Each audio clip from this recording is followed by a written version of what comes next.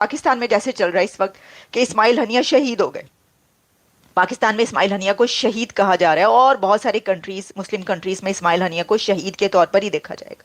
تو مسئلہ یہ ہے اس وقت کہ ان کو شہید جو کہہ رہے ہیں وہ اس ایرا میں جی رہے ہیں جب یہ ریولوشنری ایک سینٹیمنٹ پایا جاتا تھا، جب ریزسٹنس کی تحریکیں چلا کرتی تھیں. جس وقت ہم دیکھتے تھے کہ آئرلینڈ سے لے کر اور برلن وال تک اور یہ سب پوری دنیا میں آپ دیکھ لیں ریزسٹنس کی موومنٹس جہاں پر چلتی تھیں اس وقت لٹریچر بھی ایسا لکھا جاتا تھا. آپ اگر کلاسک لٹریچر اٹھا کر پڑھ لیں تو اس وقت بہت لٹریچر ایسا ہوتا تھا.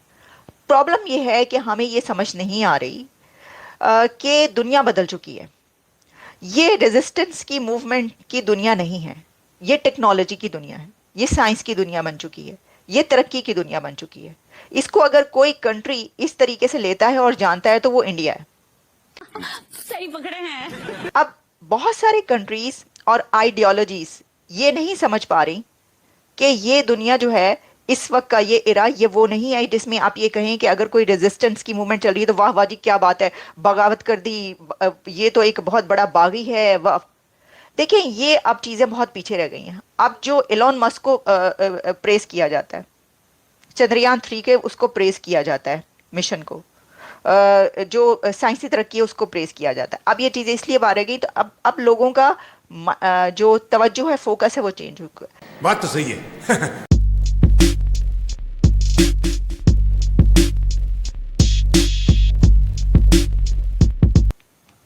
یہ بھی آپ جان لیں کہ اسرائیل نے صرف ایران پر تہران پر ہی سٹرائک نہیں کی بلکہ اسرائیل نے لیبنن پر بھی ایک بڑی سٹرائک کی ہے. اور اس سٹرائک میں بھی یہ کہا جا رہا ہے کہ حزب اللہ کا سیکنڈ دا بگیسٹ کمانڈر مارا گیا ہے. ابھی اس کے بھی خبریں آنی شروع ہو جائیں گی، آ چکی ہیں خبریں، لیکن اس لیڈر کا نام اور اس کے اوپر بھی اس کو ماننا پڑے گا، ایکسیپٹ کرنا پڑے گا اور سٹیٹمنٹ دینا پڑے گی. یہ جو قتل ہوا ہے اسماعیل ہنیہ کا، اس کے بہت سارے اینگلز ہیں. جیسے کہ ایک اگر ہم یہ دیکھیں کہ میں نے یہ بات کی کہ اب کون ریپلیس کرے گا.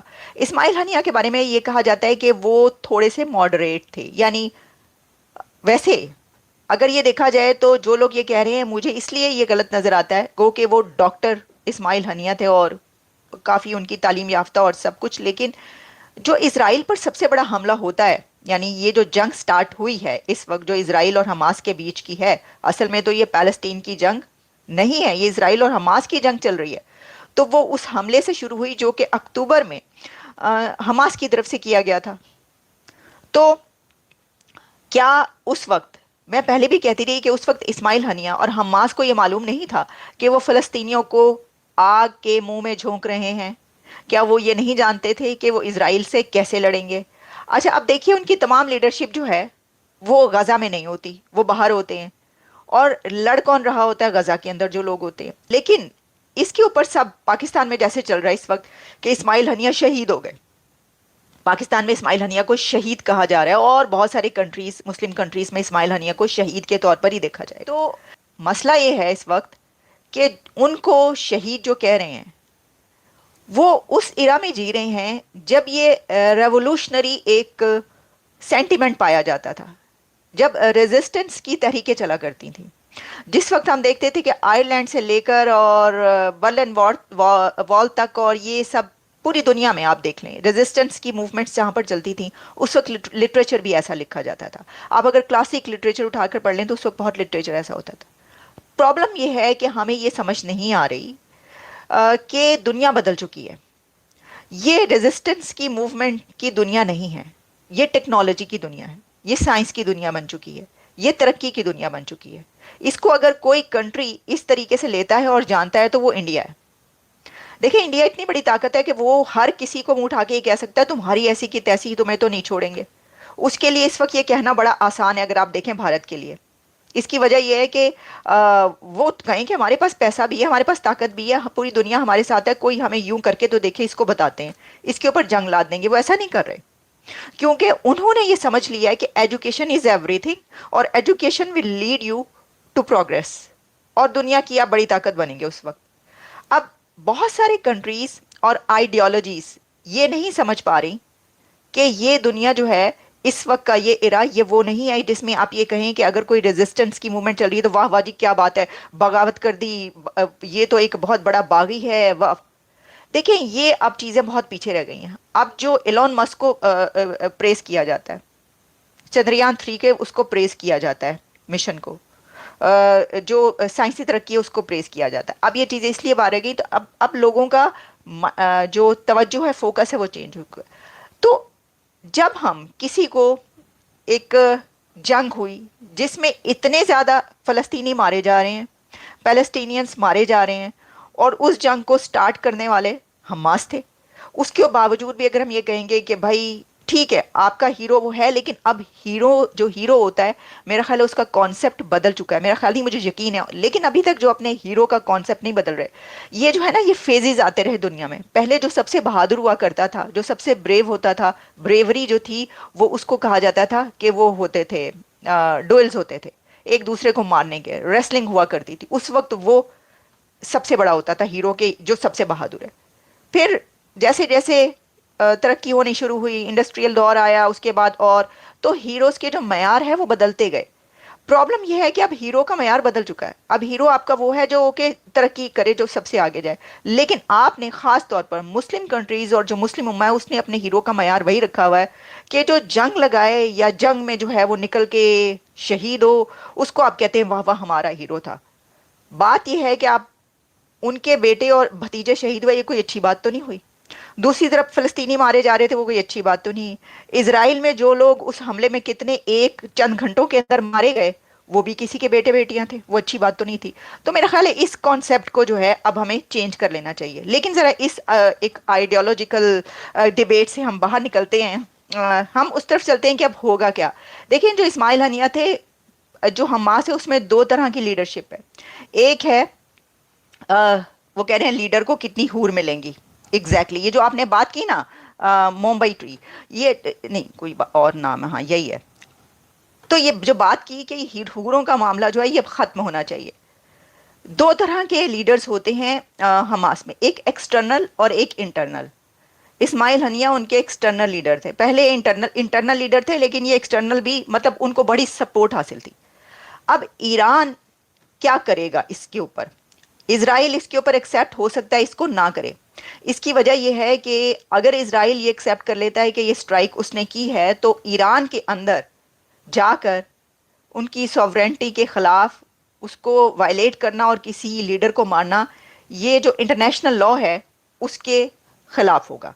تو اس کے اوپر اسرائیل کی اور نیتن یاہو کی پکڑ ہوگی، یعنی یہ کہ وہی جو ابھی تک چل رہا ہے کہ یہ ہوئے ہیں، کرائمز ہوئے ہیں، تو اس کے اوپر ان کے اوپر ایک اور یہ بات آئے گی، تو ہو سکتا ہے کہ وہ اس کو ڈینائی کر دیں۔ اب یہ پتہ چل جائے گا کچھ ہی گھنٹوں کے اندر کہ کیا ہوتا ہے، لیکن انہوں نے یہ کر دکھایا۔ اب دیکھیے اس میں اسی وقت جو ہے وہ حزب اللہ پر بھی حملہ ہوا ہے، لبنان کے اندر حملہ کیا ہے، یہ بھی وہی ایک بات ہے۔ اسرائیل کے بیروت میں فضائی حملے، حزب اللہ کے سینئر کمانڈر کو نشانہ بنانے کا کلیم۔ تو اگر وہ لبنان اور کے اندر جا کر حملہ کر رہا ہے اور اس کو کلیم بھی کر رہا ہے، تو ایران میں بھی کیا وہ کرے گا؟ پھر تو وہ ایران میں بھی کلیم کر سکتا ہے ہاں ہم نے کیا ہے۔ حزب اللہ کے گڑھ ضیاحیہ کے علاقے میں سینئر حزب اللہ کمانڈر پر حملہ ہوا ہے۔ اسرائیل کی جانب سے بیروت پر ڈرون سے 3 میزائل حملے کیے گئے، اور اس میں 3 افراد جو ہیں وہ مارے گئے ہیں، جبکہ 6 بچوں سمیت 74 جو لوگ ہیں وہ زخمی ہوئے ہیں۔ اور اس حملے کی زد میں آ کر عمارت کے ملبے تلے جو افراد ہیں ان کی تلاش جاری ہے، کافی تباہی ہوئی ہے بیروت کے اندر۔ تو 12 سے 15 گھنٹوں کے اندر یہ 2 بڑے حملے ہوئے ہیں۔ اس سے ایک اور چیز پتہ چلتی ہے، اور وہ یہ ہے کہ اسرائیل نے یہ بتایا ہے کہ بے شک وہ امریکہ آئے نیتن یاہو، اور ان کو ایک 58 ٹائمز اسٹینڈنگ اوویشن بھی دیا گیا، اور اس کے بعد کملا ہیرس اور جو پریزیڈنٹ جو بائیڈن ہیں انہوں نے ان سے میٹنگ بھی کی۔ بیہائنڈ دی کرٹنز میٹنگ میں ان کو یہ کہا گیا کہ یہ جنگ ٹھیک نہیں ہے، آپ کو یہ جنگ بند کرنی پڑے گی۔ یہ سب خبریں آتی رہیں، ہم نے آپ تک پہنچائیں۔ کملا ہیرس جو کہ نیکسٹ پریزیڈنٹ کے لیے اس وقت کنٹیسٹ کر رہی ہیں، اور اگر وہ جیت جاتی ہیں تو وہ پریزیڈنٹ بنے گی، تو وہ اگلا جو پریزیڈنٹ ہے امریکہ کا، تو اور بلکہ ٹرمپ سے جب ان کی ملاقات ہوئی ہے فلوریڈا میں، ڈونلڈ ٹرمپ اور نیتن یاہو کی میٹنگ ہوئی ہے، اس کے اندر بھی ٹرمپ نے بھی جنگ کے اوپر یہی بات کی کہ جنگ نہیں ہونی چاہیے۔ تو نیتن یاہو اور اسرائیل نے یہ میسج دیا ہے کہ جو ہمیں یہ کہا جا رہا ہے کہ جنگ نہیں کریں, جنگ بند کر دیں, یہ غلط ہے, آپ کو سب برا بھلا کہہ رہے ہیں, تو انہوں نے یہ بتا دیا ہے, نیتن یاہو اور اسرائیل نے یہ بتا دیا ہے کہ وہ اس کو ریجیکٹ کرتے ہیں. انہوں نے یہ لوگوں کی ان سب باتوں کا, وہ امریکہ کہہ رہا ہو, وہ کوئی بھی کہہ رہا ہو, اس کو ریجیکٹ کر دیا ہے, مسترد کر دیا. اسرائیل نے کہا ہے کہ ہم تم کو نہیں چھوڑیں گے. اور اب کیا یہ جنگ بڑھے گی؟ اب یہ تو ہمیں پتا چلے گا. ابھی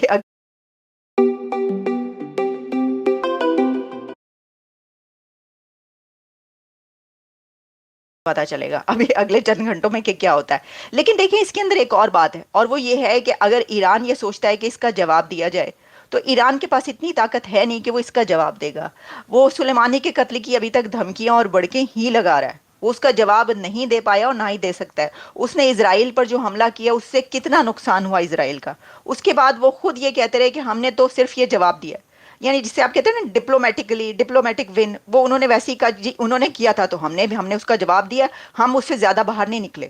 اچھا, اب اسی کے ساتھ یہ بھی جان لیں آپ کہ یہ جو طیب اردوان ہے نا, یہ ذرا دھیان سے رہیں, وہ بہت زیادہ چھلانگیں جو مار رہے ہیں اور بہت ان کی جو ہے وہ پھڑک رہے ہیں, تو اس کے اندر یہ دیکھنے کی بات ہے کہ کوئی پتہ نہیں کہ اگلی خبر جو ہے وہ اردوان کی بھی آ سکتی ہے.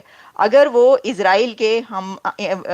اسرائیل اگر حماس کے اسماعیل ہنیہ پر حملہ کر سکتا ہے اور اس کا قتل ہو سکتا ہے, تو طیب اردوان اگر اسرائیل کے خلاف کوئی ایسا سٹیپ لیتے ہیں تو آپ سوچیں کہ اسرائیل ان کے ساتھ کیا کرے گا. اے نہ ہوئے تے اگلی خبر جڑی ہے گی وہ طیب اردوان دی آ جائے. ختم, bye bye, ta-ta, goodbye, گیا.